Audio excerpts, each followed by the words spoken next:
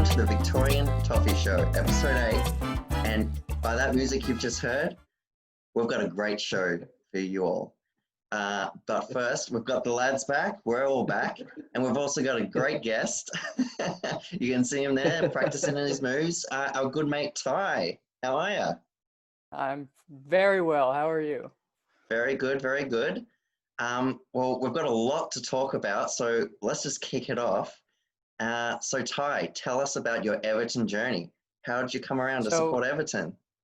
So first of all, let me tell you, I am absolutely freaking excited about what has happened in the past week with our team. Can we just appreciate that for a second? Yeah. Love it. Thank you. So my journey to become an Evertonian happened a little bit on the later side. I was kind of late to the party, probably about 5 or 6 years ago. I had always liked soccer, and if you could tell from my accent, I grew up in the U.S. So I grew up playing, I grew up watching, but the thing is, like most young people who get older in the U.S., there's just so many other sports that you can watch. So I always watched the EPL, but I never really got attached to a team or anything like that. I got more into American football, hockey, baseball, that kind of thing. And then finally, when I got to law school about 5 or 6 years ago, I got very close with a group of guys there who were hardcore into EPL. Unfortunately, 2 of them were Reds. Thankfully, they didn't sway me in that direction. Thank goodness. But, I got to the point where I kind of just had to pick a team. And one of my favorite soccer players of all time, an American hero, Big Timmy Howard, Everton legend. I didn't want to pick a top 6 team, so I just kind of was looking at teams sort of on the fringe, and the Tim Howard connection there. Also loved Cahill as a player as well. Yeah. So it just kind of happened naturally, and I've been miserable ever since. Except for today. Except for it's amazing how you can go from such a low from the end of last season to just absolutely over the moon a week later. It's incredible. That is true. That is true. So what is because you're so recent, like you said, of being Everton supporter, what's been one of your many highlights or even just one highlight of like a best match that you've watched? So one of favorite memories of being an Everton supporter was actually the very first day I landed in Australia, and it was with you lads. It was I had done some research ahead of time because I moved in December of 2019, and I wanted to make sure I had some friendly blues to see when I got there. So it was the Big Dunk in charge of playing against Chelsea at the Old Lady. And it was one of those things where it was such a low. I think Marco had just been sacked like pretty recently before that. I think we just lost the derby pretty recently before that as well. Yeah. And it was just such a low to such an immediate high. And the amazing thing is it almost didn't even happen for me because I had joined the Facebook group and I knew the bar to go to where it was happening, but I'd never been there before. Uh-oh. Can you still see me? Yep. Oh. Yeah. I had never been there before, and I didn't know there was a back room. So I get there, and I'm looking around. I see no blue shirts. I see nobody doing anything Everton related. And I stay there for about 20 minutes or so. I got a beer. I kind of waited, and I finally see you, Andy. Yeah, you I was going to say. Which top you were wearing. You had the white top with the button that we had 2 years ago. And I kind of like creepily followed you where you were going. We met eyes and because I looked at you and I'm like, oh sweet, and I thought you were going to come round to where the others are, and then you didn't, and I'm like, oh maybe that guy doesn't know. But then I saw you walk in. Yeah. Guys, I was like pretty jet lagged. I've ever heard. I was pretty jet lagged. I just landed in the country after like a 16-hour flight. I was like, oh man, I don't know. I'm not feeling all that outgoing right now. But I went for it, and it was just like it felt like family immediately. So thank you guys for that, and it's gotten better ever since. How good is this guy? You're fantastic, Ty. I love back anytime, mate.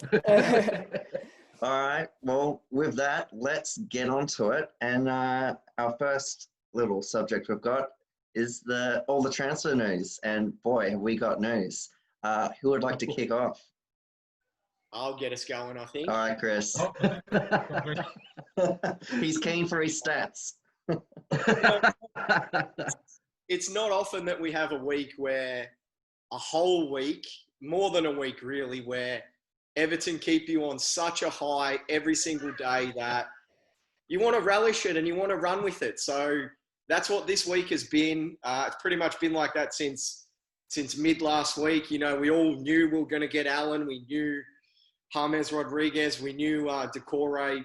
We thought there was days of speculation. There was pictures at hotels. James Rodriguez ate at every single restaurant open in Liverpool before he signed. So it finally happened, and you know, it happened Allen first, then James, then Decore, and wow, it's been euphoria ever since. So never, ever in my lifetime did I think we would be able to sign a player of not only his caliber as a player, but in terms of the pull he has commercially. And, you know, we've seen already the billboard at Times Square, the floating billboard in Miami, the building in Bogota.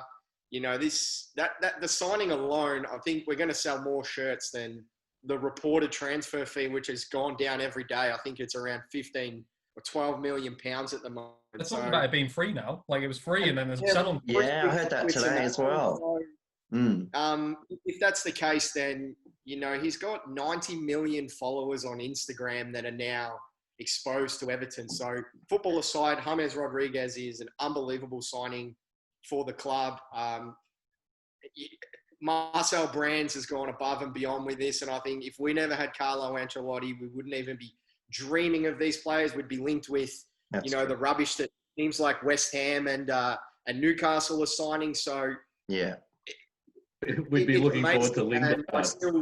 Every morning I wake up and kiss the Don Carlo photo, pinch myself to make sure it's real and go. So, you know, in terms of the players that they are, they're exactly what we need. You know, we have a midfield now. We've got Allen, who is a very similar sort of player as Garner, just a bit faster, and probably a little bit better with the ball. Yeah, definitely. You know, throw some stats around. You know, he's an elite passer. He passes at 90%, and he has the ball a lot. So, you know, things like that you add into our team. Where I think it's going to be the most beneficial with Allen is that because he is quick, when we had Garner, it allowed the two centre-backs to relax a bit when they were coming out from a counter-attack, for example. So Michael Keane could jog back rather than sprint back and foul because we've got someone there to be able to help out. So I think having someone like that sitting there is good. Also, when we're playing out from the back, we're not just going to be passing it wide and hoofing it long, and we can give it to someone like Allen in the middle, who then now has other players who are good on the ball and in tight situations that he can pass around. So I think we really need that little bit of grunt, and Allen definitely has it. And I think, you know, as fans, we love a player who's hard. He loves a tackle. I think in his interview, definitely. He said he can't wait to get out there and lay his first tackle. You know, that's when the crowds are back, that's exactly what we want. So he's ideal in that situation. You know, Decore is a two-way runner, so he's perfect. To me, he's very similar to McCarthy was for us. So he has the ability to hang back and defend when he needs to, but he's also good enough going forward that he can score a goal, and like McCarthy, a bit of a worldie from outside the box, but he's got good vision and he's good on both feet. So he's a very, very, very good player. And I think him and Allen together will be really, really good. And then obviously James Rodriguez, you know, he can play out wide. He can play in the middle. He scores goals and lots of them. He assists a lot of them. And yeah, I know there's been a few years where he's been injured and hasn't really played that much, but he's back with a manager that's trusted him from the very beginning, and a manager that always plays him, and he's always done well under Ancelotti. So I think a couple of years where he hasn't gone so well, he's now coming back to Ancelotti, who's probably a little bit like that father figure to him, who's going to put his arm around him and say, mate, you are the star in this team and you can do anything you want. Go and boss the game. And I think having someone like him, adding him into Richarlison and even Calvert-Lewin, you know, the service they're going to get from not only a Rodriguez, but from Allen and Decore, and then even Gomez and Sigurdsson's probably going to get a gig in there at some stage as well.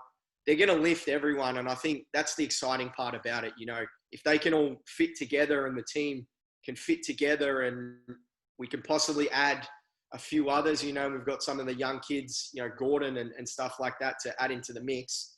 If we can get it going and attack the way that I'm envisioning, then the sky's the limit. And adding in, you know, some of the defensive side of the players as well, that's even better. So I think the three signings are above anything we could have ever, well, I could ever have envisioned. You know, I thought we would get one.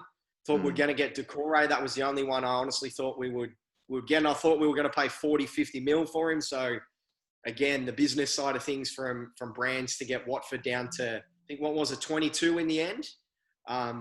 It's phenomenal. So it's hard to Watford not must hate us, though. Yeah, Yeah. but, you know, heading into Throwing the their rubber season, snakes on the pitch like they did Silva. Richarlison, Silva, Decore, whatever, we'll have him. And then we'll probably give them a couple of cast-offs as well in return. But yeah, Yeah, true. You know, if we can do some business and get rid of a few of those cast-offs, then that'd be great. But, you know, sitting here, I know I've spoken a bit. It's hard to not be really positive and exciting heading into the season. You know, I've got friends that support, you know, Tottenham, Arsenal and the like that have sent me a message saying, how the hell did you guys sign Rodriguez? You know, why weren't we ever a chance to sign a player like that? So Yeah. to get that sort of feedback from team, you know, players that support other teams is really good. And I just can't wait now for Sunday and watch us hopefully tear Spurs up at their stadium and then get back to Goodison Park. And, you know, we've got a really good run to start the season. So hopefully we can start with a bang. Awesome. Over to you, Nick.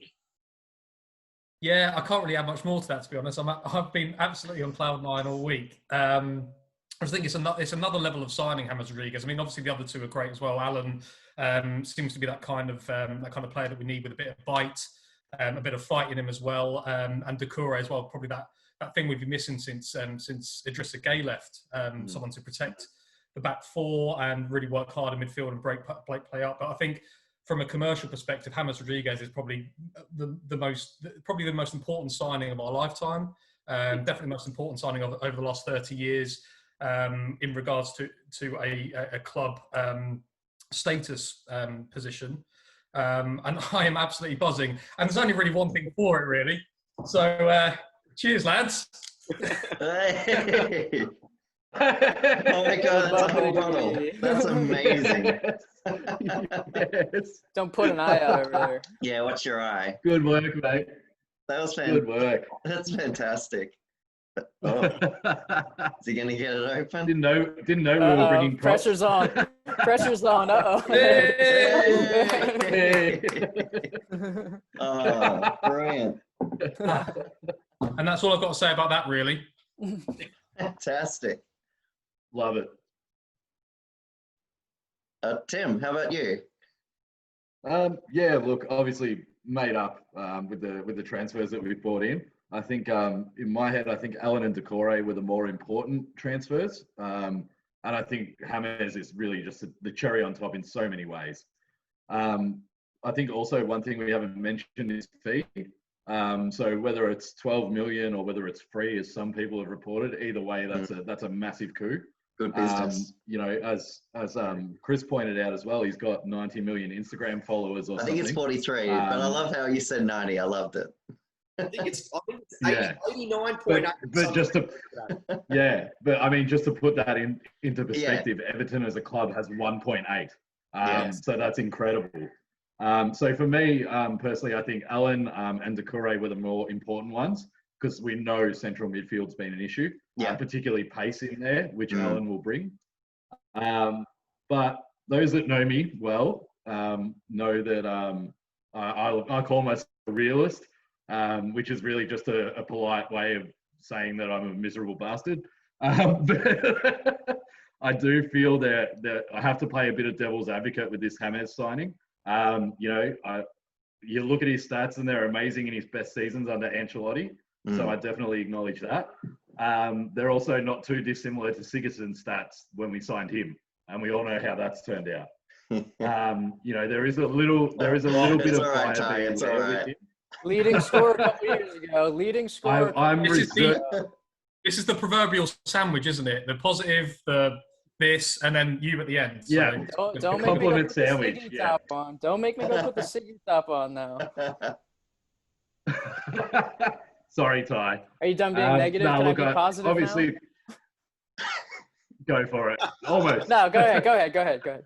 I just think, look, I think it's a great signing. If he stays on the park and can recreate that form that he showed under Ancelotti in that first season at Madrid, I think it's fantastic. To temper my own, sort of skepticism and to complete the compliment sandwich, I also think for the reported fee and wages, it's a risk that is well worth taking. And as we've mentioned, the merchandising aspect and the Everton's gone global. Like, we've gone global, baby. You know what I mean? So that aspect certainly can't be overlooked. So there is just a little caveat that I just really hope he can recreate what he did under Ancelotti. But yeah, So over to you, Ty. Hang on, first of all, Ty, just on the going global. So the club announced the day after they signed James that they're opening an office in the US. So it's either going to be in California or Miami, which is huge. And I know Miami's got a new team starting down there. So, and obviously they got a lot of South Americans. So that's massive. And they've also extending their deal with the I think is it Fanatics? Fanatics, that's, yes. The reseller. So to get our shirts, into America, that even if we don't make a lot of money out of it, extra money coming in is phenomenal. But the fact that he's got 50, 90 million Instagram followers that are now a chance to see Everton, that means that instead of our shirt sponsor being 10 mil a season, it's now going to be 15 because we've got that commercial exposure that 2 weeks ago we didn't have. So I think obviously it's a really, really positive thing. Sorry, over to you, Ty. So yeah, just to kind of dovetail on that, I can give sort of a unique perspective coming from the U.S. in that it's not a secret soccer is not the most popular sport in that country. However, there are certain athletes that just break the mold. They're that huge that just everyone in the U.S. knows who they are. James Rodriguez is one of those players. You wouldn't think it, but it just, for whatever reason, he's got all the followers. He got so much support in Central and South America. It's just one of those names that after the 2014 World Cup, if you say it, people are just like, yeah, I think I remember something about that guy, which is a lot coming from the average American. So I think there's a few things about the signings that really excite me. Number one is what it says for the future of the club. I don't think it's going to have an immediate, just extreme impact. We're going to break the top six this year. I don't think that's going to happen. I think we will do a lot better than last year. I think we'll be top 8. But it's more what it says about the future of the club with the new stadium coming in the next few years, with a world-class head coach, with a world-class signing. I think that is the biggest exciting factor for me. That, along with the fact that the players we signed, when I start hearing rumors about, we're linked with this person, we've agreed to terms with this person, the number one thing I look for is, do they actually want to come to this club? Do they have the passion to play? Do they want to play? And will they play hard for the club that they're joining? Which is why when we were linked with Højbjerg, and he was like, oh, well, no, he kind of prefers Tottenham. I was like, I don't want anything to do with this guy. Like, he doesn't want to come here. No, forget about it. With all three of these sides, it's tough to tell with James because he's such a global superstar. It's kind of difficult to tell, but when you look at the facts surrounding it, I had this image of him. Just sorry to interject, but I had this image of him just walking down Goodison Road and just looking at all the sort of sights. It's probably raining as well, and he's probably just thinking, "Oh my god!" Yeah, and that's why it makes absolutely no sense that he's here, except for the fact that Carlo Ancelotti is here, which is why what I was saying was, you look at the circumstances surrounding it. it looks like he's taking a pretty significant pay cut to come here. Yeah. He's coming from Madrid, which is, you know, a beautiful, vibrant city, to, not that Liverpool's not, but, you know, going from that to taking a pay cut to Weather's come a big to, thing. to come to South Everton. America. So when you think of all those things, I think James really does want to be here, whether it's for Ancelotti or whatever it's for. But the other two, you can tell just from the get-go. Decore, once we were linked with him, what was it, last year, however long ago it was, you could tell he's wanted to come here for a long time. He I even, think he there was even said in the interview that he wanted it in the middle of the season, yeah, and it couldn't happen. So he's stoked, and he straight away come out and said that. And I think that's won him a lot of fans as well by yeah, saying that he was honoured that we were linked with him, or he was linked with us to begin with. And now that he's here, he's beyond honoured. So yeah. And what a nice fella he comes across as well. I was That's really right. impressed absolutely. with Decore more than most. I thought he just comes across like a really down to earth, nice chap who's just really chuffed that he's at our club, and I think that's all you can ask as a fan, really. And I think he's going to put in some big effort. So Yeah. Yeah. Definitely. And I was like, the thing that I like most about Decore is he's an absolute ball hawk. He is everywhere. He's mixing it up. He's getting involved. I look at a heat map from, you know, where he was position wise from last season. It looked like the pitch had chicken pox. Honestly, there's dots everywhere, all over the thing. So I think he's not afraid to put a foot in. He can go, he can help score goals. I think that is an absolute perfect signing. I think we hit the nail on the head with all three signings, honestly. Yeah. And I think, Ty, just as you pointed out there, I think we do have to acknowledge that most of these signings probably wouldn't have happened if Ancelotti wasn't our manager. So, yeah, it does really feel like we finally got it right. We've got the right manager. We've got the right transfers. But yeah, sorry, back to you, Andy. I just want to add one last thing. You know, everyone says other than Decore, everyone says when you come to the Premier League, it's different, it's faster, it's different to playing in Italy or whatnot. Yeah. But most players that come, they don't have their friends with them. You know, James Rodriguez and Mina are really, really good friends and have played together with Colombia. You know, Yeah, Alan and Richarlison have been talking on Instagram for 6 months about this move. You know, Bernard as well. So these players are coming in with a little bit of a connection, which when you're coming into a new workplace, you know, if you know nobody, it's going to be hard to start with. But these guys are coming in knowing people, and you know, Luca Dean and Decore have played together as well. You know, be it 10 years ago as kids, but it's just that something little bit extra that, you know, the players are going to all be buzzing now, and their friends are here, and I think that, you know, watching some of the videos on YouTube of training, I think that the atmosphere heading into day one and the first game of the season is somewhere where I've never seen it before going into a new season. So hopefully we can utilize it and start really well. It feels different, that's for sure. It Big does. time. It does. Yeah. The last Yeah. time I felt similar to this was when the summer that we signed Davy Clarkson and do you remember that? And Sandro Ramirez. Yeah. No, I was excited then, and this is 10 times more. And I kind of look back on that and think, you know, we've got it right this time. Or you think if we don't get it right this time, we're in real trouble. But yeah.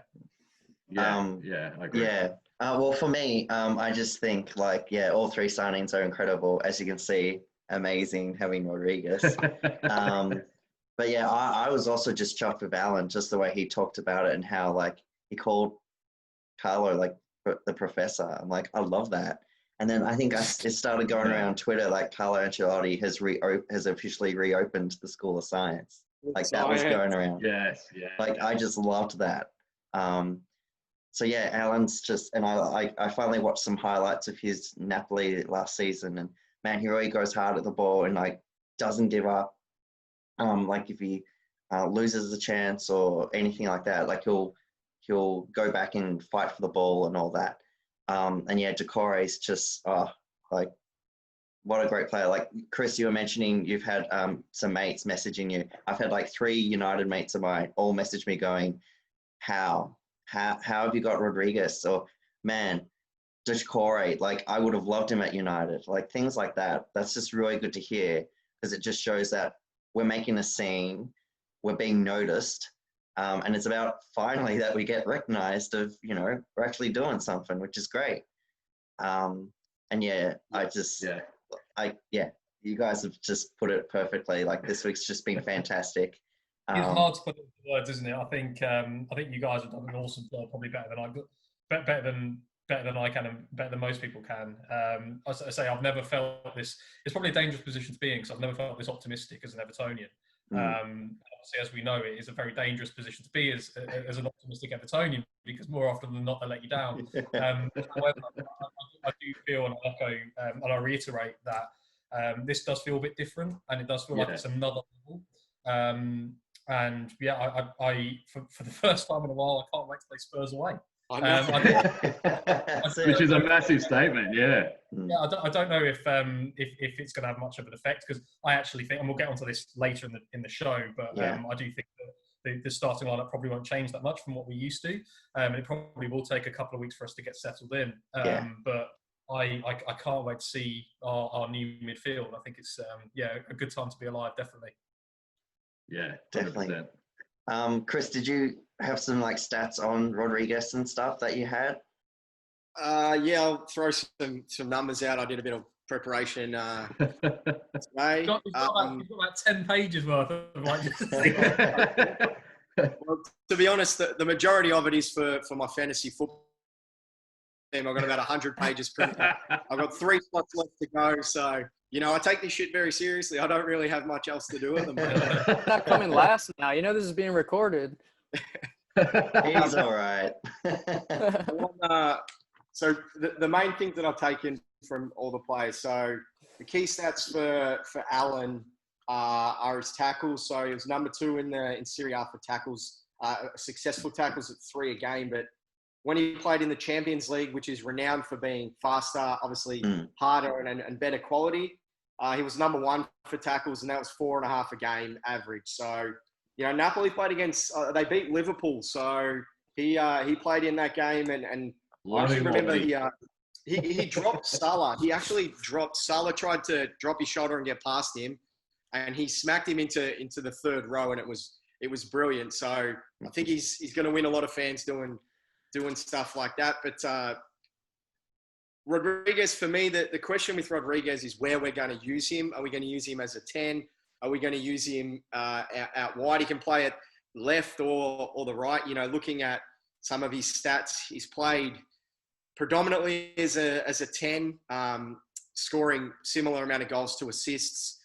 Then he's played second most as a right winger. Same again, very equal goals and assists at, normally one every game and a half. Even on the left, he's played 60 times on the left and 20 odd goals and 20 odd assists again. So he can be used anywhere, interchangeable in the front third, which is good because Richarlison as well can be moved around a little bit, and we've got some formations that we can use. We can play 4-4-2, we can play 4-3-3. It can change depending on who we're playing against and how they're lining up. And I guess for me, the one on Decore is just his two-way running. Like Ty said, his heat map is everywhere, and he is that player. He's the player that will get the ball from the keeper and will take it forward. He's the player that will have a shot. He averages nearly a shot a game on a shot a game, which for someone in his position isn't really isn't that normal. It's not that normal.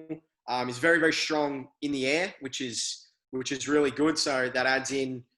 He scored a couple of goals with his head, so that adds in for corners and free kicks. But I think one of the stats that I like on him most is that just the percentage of balls that he are successful. So when he plays a ball, at 85% is a high number, and that's elite in the Prem, and he's doing that often. And also for someone who's so hard, he's only ever got 9 yellow cards in the Prem in, I think, his four seasons. So discipline-wise, that's fantastic. It means that we're not going to have to worry about him getting sent off or anything like that. And now that I've said that, he probably gets sent off straight away. But Inevitably. As long as he does it, taking out Son Heung-min, I'm okay with that. yeah, but Oh, a bit of revenge. Yes. just things like that you know he can add into the rest of the team. And I think that the one thing that's the most exciting is when you add in 3 players of this caliber to some of the players, and we've got a very, very young squad. You add in trainings, obviously, that everything's going to ramp up. Training's going to ramp up. Competition is going to ramp up. And, you know, people like, I see like Moise Keane and Calvert-Lewin, they're going to do everything they possibly can in training to be able to play with someone like James Rodriguez. You know, they're going to want that. Richarlison's probably the most excited footballer on the planet right now, knowing that he's going to have 3 players that are going to be able to give him quality balls that last year he would have had to do himself, or would have gone over his head from Sigurdsson, or he wouldn't have got it from someone like Davies. So I think for me, you know, we all know how good Richarlison has been in a very average team.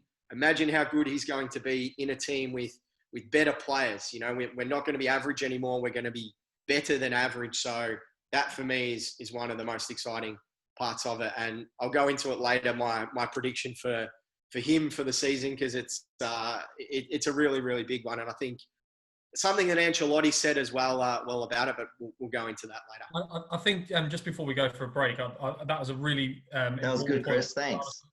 About Richarlison as well, in the sense that I think these sort of signings may or may not, but may have bought us another year with him after this season. I think if you're Richarlison, you're sitting there and you're wanting some sort of statement of intent from the club, because Richarlison could go this summer. He could have gone probably last summer as well to a bigger club and a bigger team to go and fight for silverware. I think this is a massive statement of intent. I think a big thing for us is keeping hold of him. So I think not only the signings from their abilities, from their ability on the pitch perspective, I think keeping Richarlison is as big a thing for us as signing someone like Rodriguez is. So I think that's a really important point to make. And it definitely shows initiative as well.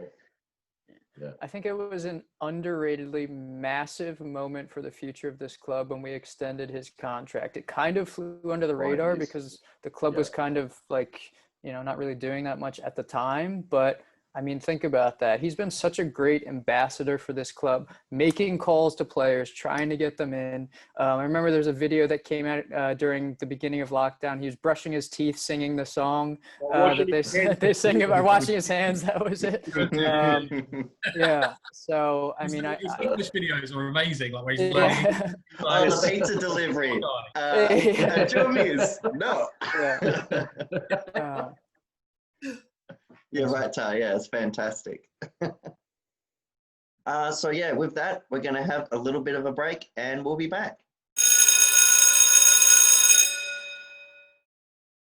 And we're back. All right, so the season, it's kicking off. Who wants to start? Nick? who are we playing? Tottenham. So I'm still buzzing about the signings. Well, this is for the season preview. We'll do the season first. Where do you think we'll end up?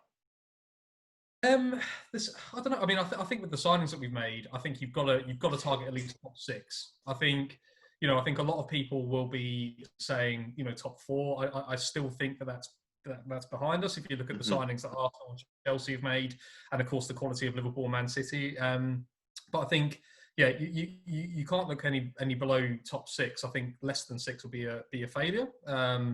So I'm not saying that we can achieve that, but I think that's probably where we should be aiming, and then aim to build on that the season after. And that's probably the one thing I would say. I think we just want to see better football, and I think with the players that we've got now and we've got a midfield, I think we have the ability to play better football. You'd like to think Dominic Calvert-Lewin can build on the season that he was having before lockdown, because he's going to get a hell of a lot better service, you'd think.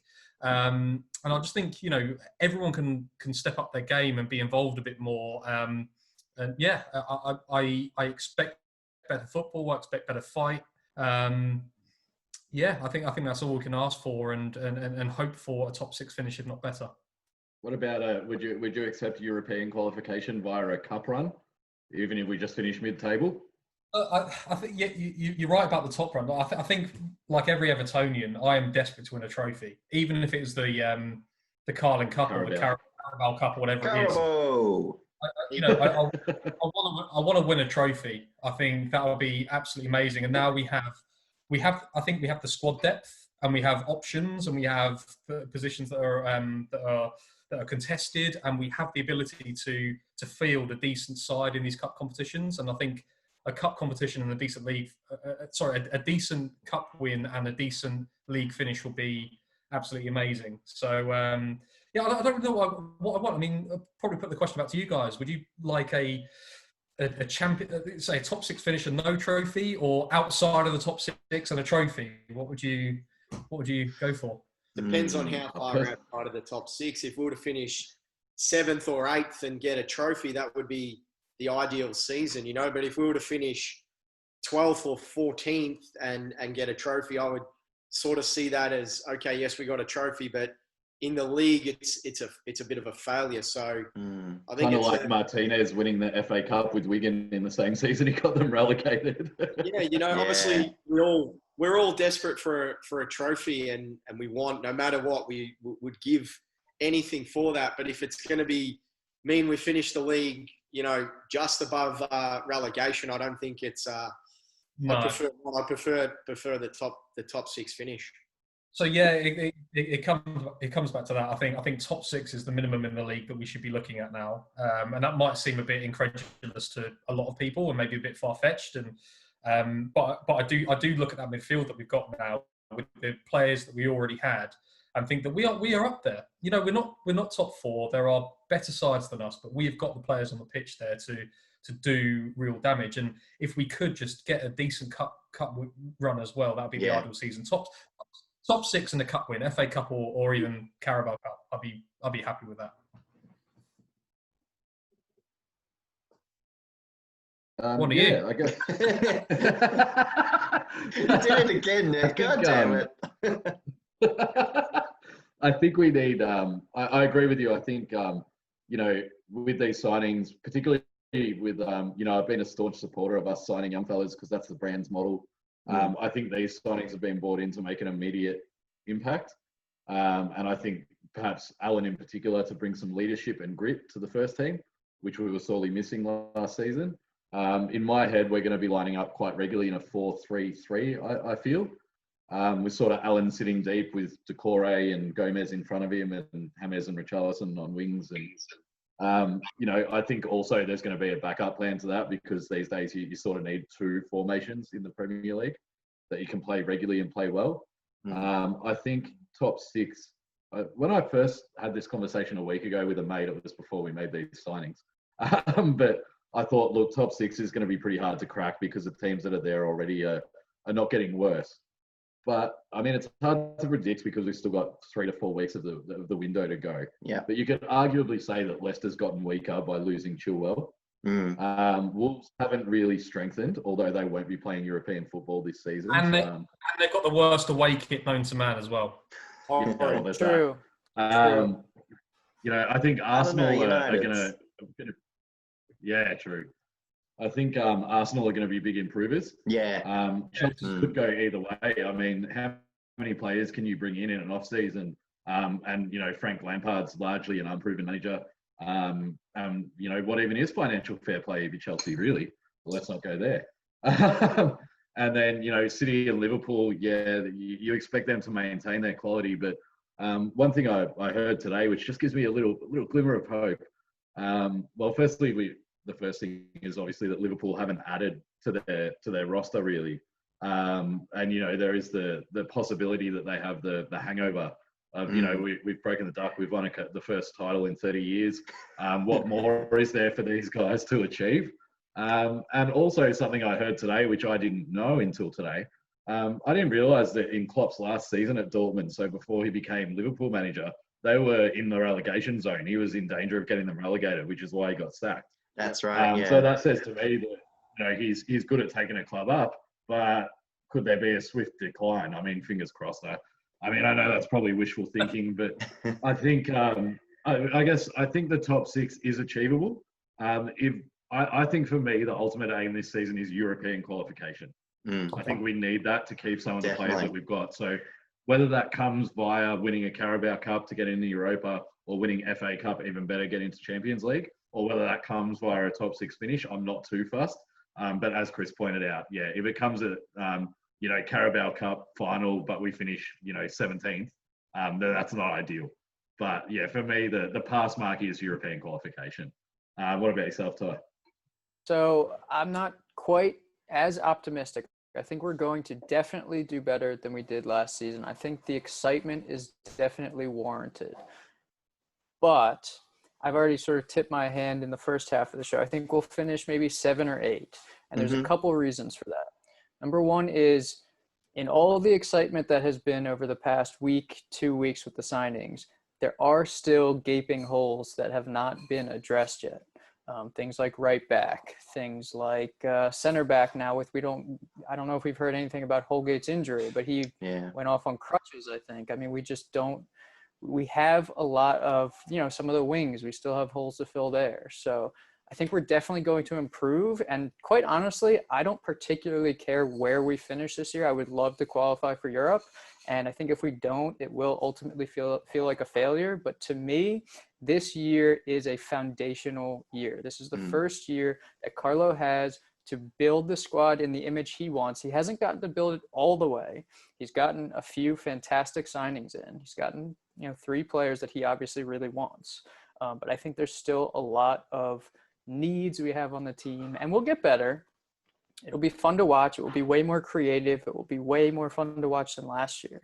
But I do still think we have a little bit more to go. I don't think the top 6 is achievable for the reasons I said. And also you have to think about who we have to get past to get there. And Tim, he mentioned that a little bit already. Most of the top 6 teams, I guess, with the exception of maybe Tottenham, have only gotten better. I mean, Liverpool, who knows? I'm sure they're going to be fighting with Manchester City at the top like they have been for the past couple of years. Yeah, I know. But, I mean, you have to think of who we have to jump to get there. Yeah. Arsenal has only gotten better. Chelsea, who knows with their signings, but they've obviously splashed a lot of cash getting big signings in. So they're probably going to be better. So you have to think about who we have to jump. Wolves, can we jump them? Probably. Leicester, who knows where they're going to be. Leeds, they're wild card. Who knows what's going to happen with them? Yeah, that's true. I did look at the odds. I like to follow, the odds for the futures, and Leeds have better odds to win the title than Everton do. So, who knows? Really? That's a bit far-fetched, but Leeds, I think, for them, to do another Sheffield United, I would say they could be the surprise package from that regard. Yeah, they could be. Bit of a threat. Yeah, you never know. Bielsa is a wily character.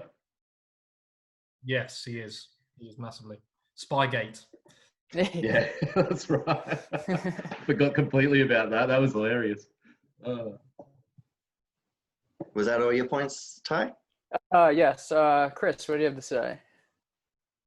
So I'm a bit with all of you, to be honest, in terms of expectation. Obviously, I want to finish as high as possible in the league, but I think, very good points from you, Ty. The teams that we're fighting to finish that were around us last year, they've all generally strengthened. So Arsenal's obviously improved, Chelsea's improved. I think Tottenham's signed Matt Doherty from Wolves, and I think other than that, I think we can improve on them. I think Sheffield will drop off, so we can improve there. So I'm thinking 6th, 7th, 8th is a real possibility, but I'm setting us in my mind some goals.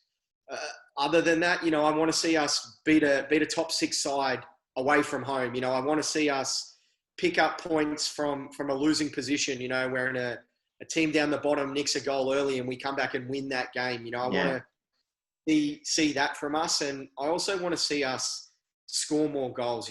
We haven't had a season for a long time where we've scored big goals. We've won games typically 1-0 or 2-1 here and there with that odd, 3-0 in there against a team that we just batter on their day. So, I'm looking for the players that we've signed, the attacking flair they've got and to build on, Richarlison and Calvert-Lewin. They both scored 15 odd goals each last year, Richarlison and Calvert-Lewin. And I know Ancelotti come out to Richarlison and said he wants 30.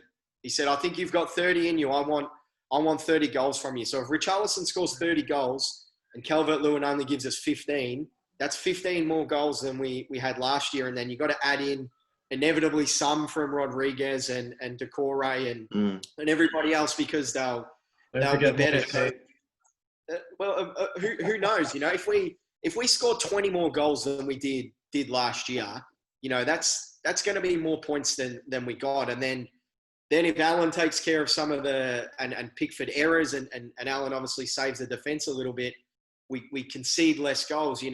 If we pick up 12 more points than we did last year or 15 more points, that's seventh, that's eighth. So yeah. Realistically, that's where I see us at. I think a good point that Nick made is we do have a little bit of depth now. So for the cups and especially the League Cup, last year we were pretty much playing a full strength side in every cup game, and it meant players like Luca Dean and Richarlison and Pickford. Pickford played nearly every game, so it means that we have a little bit of depth in some positions to be able to rotate players through. I know we've drawn the Salford City in the Carabao Cup. We should romp that game in with the second string team. There should be a couple of young kids like Benny Benangami and even Lewis Gibson, players like that, getting a gig, maybe not starting, but on the bench in that game. So, I'm looking to see how we go with that. And I think Ancelotti's now had quite a bit of time with the players, and especially some of the younger players. I know that the season only just finished and they got sort of 2 weeks off, but all the players, 2 weeks, it's not a long time. So the players would still have some form of fitness and sharpness to them. So Carlo's then had a couple of weeks since then. And, I know we are obviously, we missed one preseason game against Blackburn because of some COVID rules, and the Preston game wasn't that great because most of our players were missing, but it gave him an opportunity to look at some of these other players and see what they can do, especially the younger ones. So I'm obviously, I want a fantastic season. I would love to see us challenging for Europe. Realistically, I think we're probably just a little bit below that, but with a little bit of luck, we could be there. And I think with a cup run and a chance for a cup, a bit of luck in terms of the draw in one of these cups as well. I think who really knows, but it's all positive. And to draw on what Ty said, it's building for the future. And if Bramley Moore Dock is going to start to be built, and that's 2 seasons away, you don't want to be a team that's finishing 12th with a 52,000 seat stadium coming in. You want to be a team that's 7th, 8th, challenging for Europe and realistically playing in Europe every year to fill that stadium week in, week out, and to have players wanting to come and play for us and getting in the Rodriguez and Allen. These are the sort of signings that we want these to be every season. We want 1 or 2 of them to come in. And, we're sick of signing the players that, like you said, the Iwobis and stuff like that are just the Walcotts. They're average players, and they don't really want to come to Everton. They see us as a step down, and it's a way for them to get a bit of extra coin at the end of their career. So I think we're on the right track to getting rid of that. And I think this transfer window has proved that we can attract players. Obviously, in my opinion, it's all the Carlo Ancelotti pool. But the longer we have Carlo in charge with the squad we've got, I think it can only be a positive for us. And, I think a good start to the season, and come December, we could be up there, and who knows, a lot of football for some of those teams above us. They got to travel a bit with some COVID rules, might not suit some of their players. So we get a bit lucky. Who really knows? Yeah. How about you? What do you think? I think it will be like yourself and Ty have said about, like, it's a bit of a foundation type of season. Okay, these are the first few players that he's brought in just to get things started.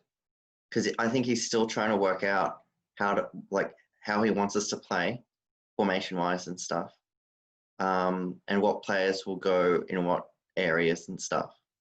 So yeah, I just think, well, with your question, Nick, about would you win a trophy but finish a bit lower? I think for me, if we finished 8th again, but won a FA Cup, I'd be like, hey, not bad of a season. And if the team we beat, I'll go listen for a week.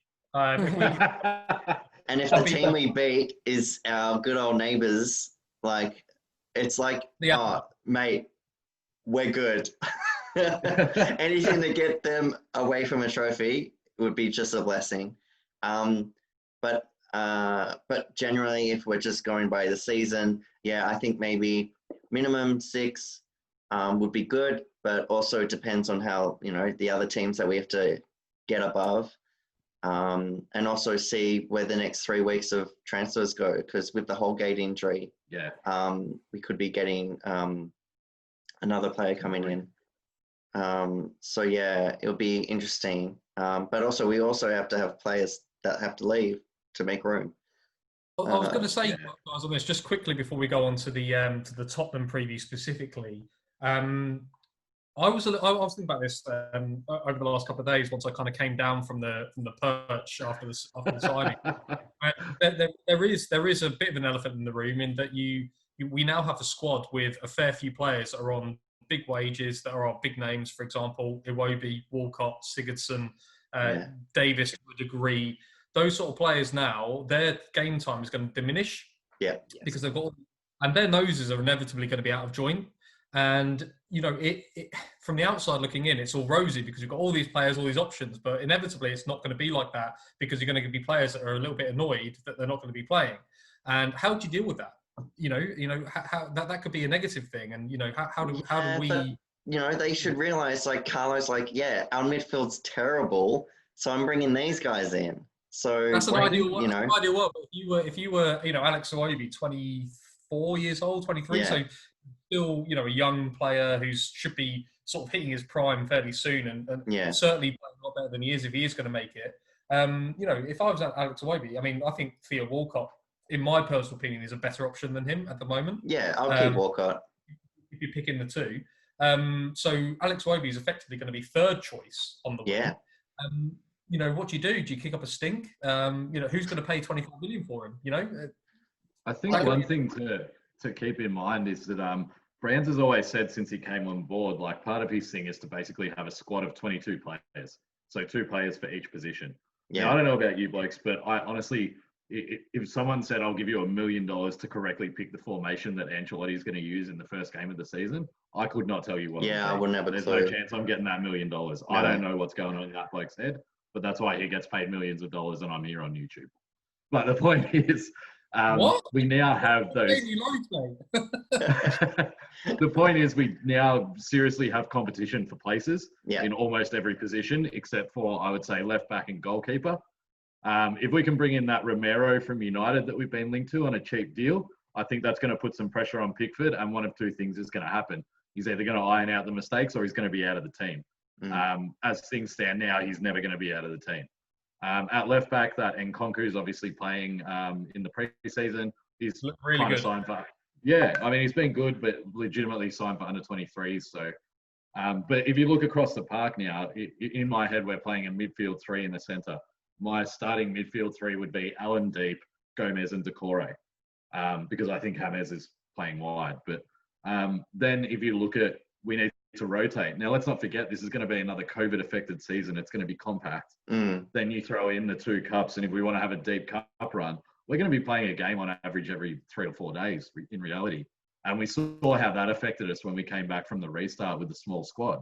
All of a sudden, we have options. So while Gomez and Sigurdsson in the midfield was no good in a midfield 2 because there was no pace, no dynamism up and down the field, now that we have guys like Allen and Decore, Sigurdsson and Gomez might be brilliant as part of a midfield 3. Same thing with Davis.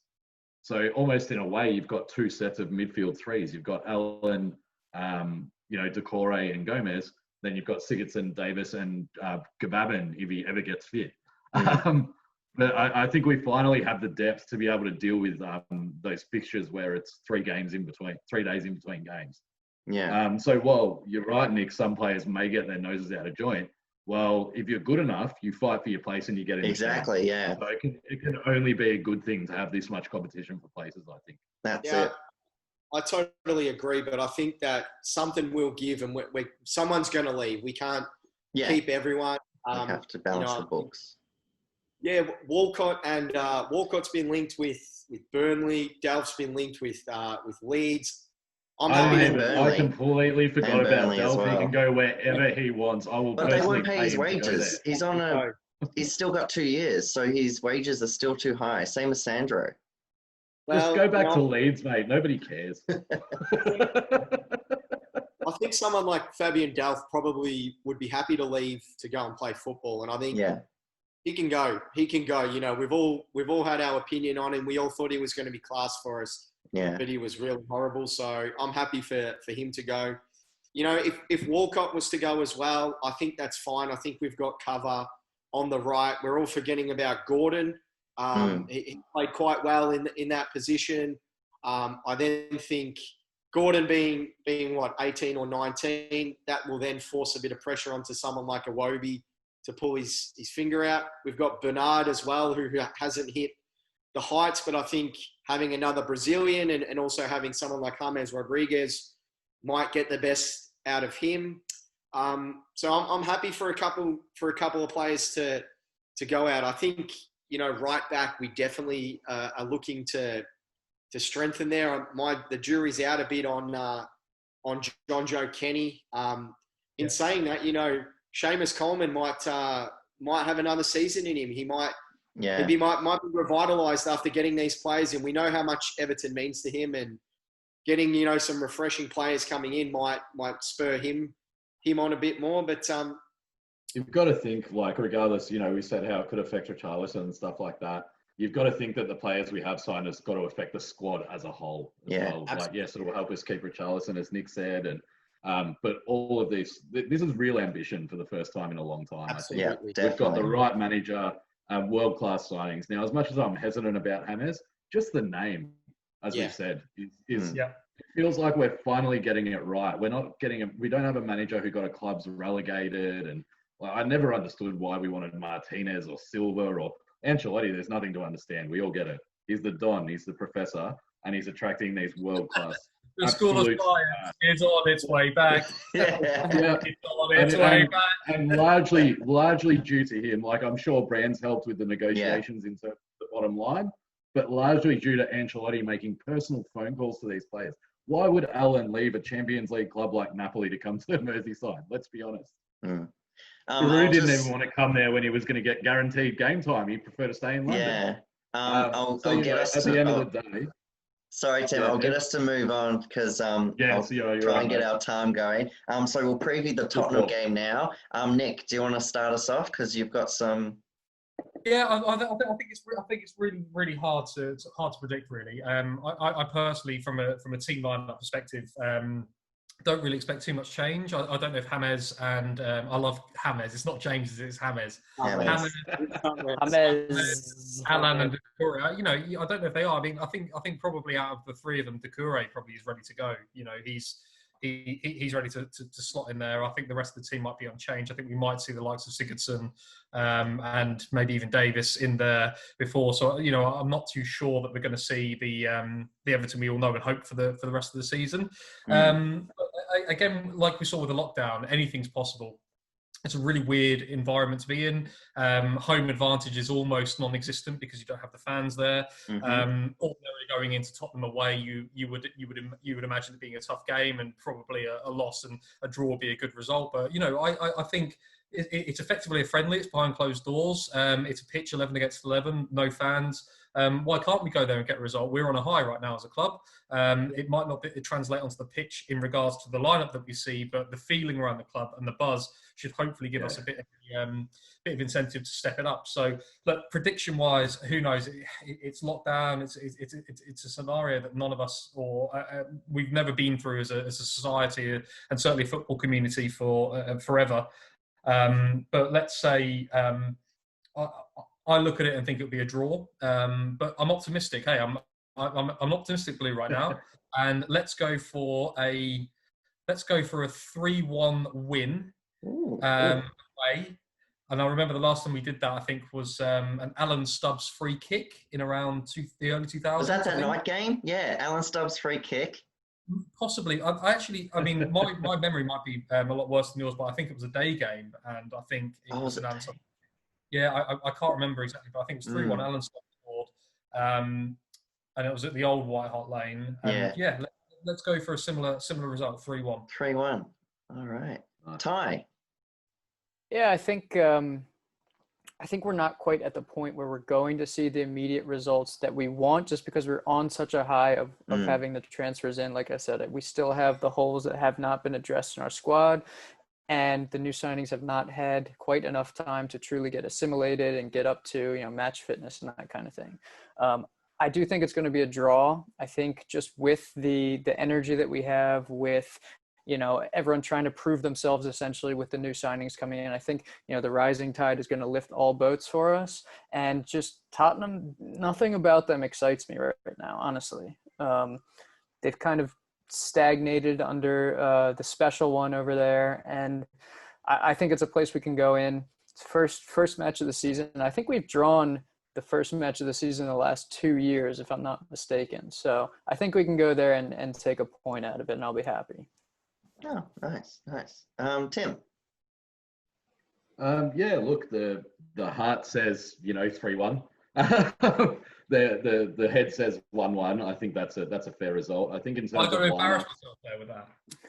Yeah, I think We'll I think in terms of lineups, I think Decore starts because he doesn't need to assimilate as much as the other signings because he's a proven Premier League performer.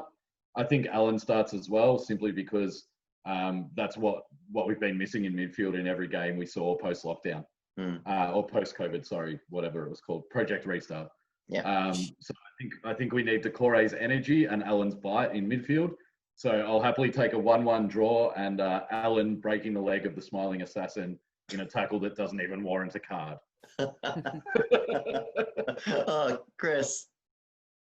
I'm eternally optimistic heading into this game. Obviously, the season's very different especially having no crowd. So, I think we're gonna start off with a 1-0 win. I think Richarlison's going to score his first of 25 goals in the league this year.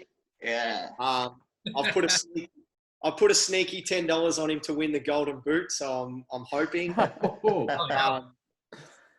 You never know, and I think he's got if he's ever going to do it, it'll be now. So I think we win 1-0, very similar to Ty. I don't think they've not really done a lot. They've brought in Doherty from Wolves, but they're other than that, they haven't improved, and I think we've gone past them. So I think Decore definitely starts. Other than that, I think Allen may come in off the bench, and I'm not sure James Rodriguez will figure it all just yet. I'm not sure what his preparation has been like, because I know he obviously finished the season a bit with Madrid.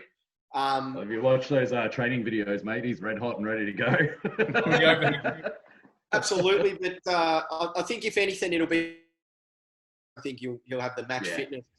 Not playing that game in a while, so I'm excited. The kickoff time could have been a bit more friendly for us over here, but other than that, the 1:30 kickoff, I think it'll be good. To be honest, I'm glad that, especially with everything going on in Victoria, I'm glad the Premier League is back to give us something to do. I've got something to do all day, every day now. I've read 60,000 articles on fantasy football. I've got stats galore.